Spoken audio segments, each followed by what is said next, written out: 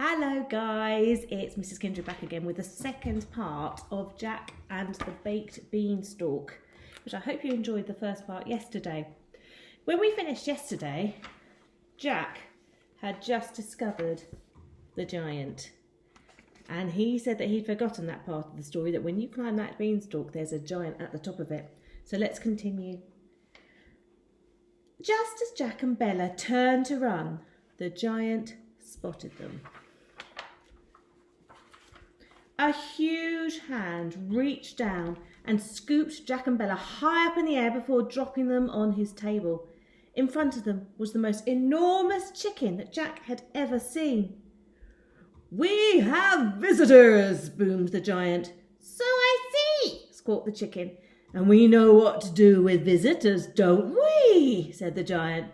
"Now you stay there. I'll be back in a jiffy." And with that, he grabbed a handful of the chicken's eggs and marched off to his kitchen.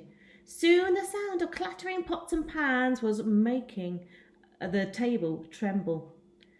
"Is he going to eat us, chicken?" squeaked Jack, shaking with fear.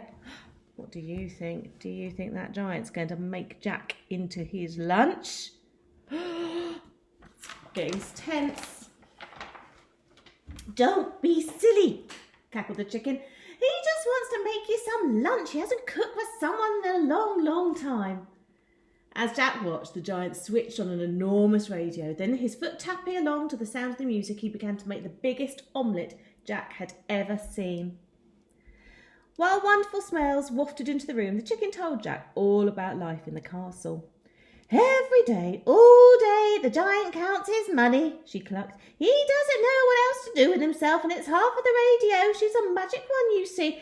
She can only play at lunchtime, as the giant needs silence when he's counting." Just then the giant appeared. "Lunch is ready," he cried cheerfully.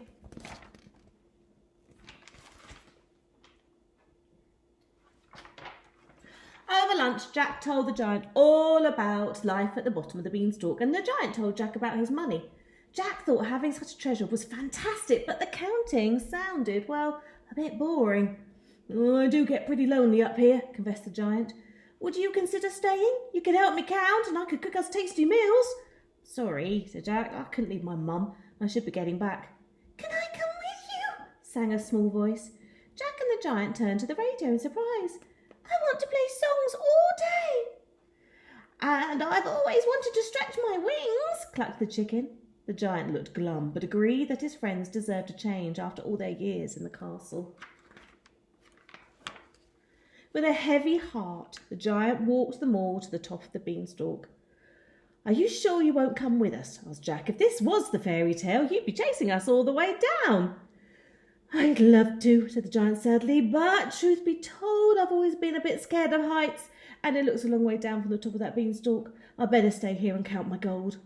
So Jack and Bella climbed onto the children's backs and, clutching the radio, began the long journey back to the ground. "Goodbye," hollered the giant, waving his handkerchief. "Do come again soon."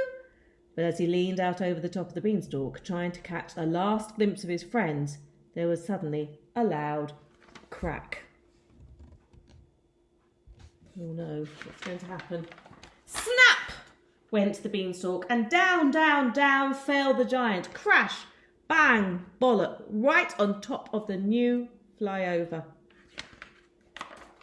Cars skidded in all directions, but fortunately nobody was hurt. "Are you all right?" asked Jack, who had luckily reached the ground just in time. "No," said the giant, as an enormous tear splashed onto the concrete below, then another and another. "Now the beanstalk's broken. I can't go home, or without my money to count, I've got nothing to do. Whatever will become of me?" "Well, it isn't that bad," said Jack thoughtfully. "At least you're with your friends, and if you tried doing something you enjoy, you might find it more interesting than counting money." And there's the poor giant, sitting all forlorn, which means very sad, at the bottom of his broken beanstalk. And that is the story of how the Baked Beanstalk Cafe became the famous place it is today. It's much bigger than the old place in almost every way. If you're ever passing, I suggest you call in. You can say hello to the giant chicken or listen to the jumbo radio that plays fantastic music all day long. The baked beans and eggs are always free, and to top it all, they have a very famous cook. And I wonder if you can guess who the famous cook will be. Let's turn the page. And it's the giant. And he is happy at last doing something that he really, really loves to do. And that's the end of our story. I hope you've enjoyed it. And I hope you enjoyed this week's work. Above all, stay safe, keep happy and keep active. And we can't wait to see you all soon. Take care. Bye.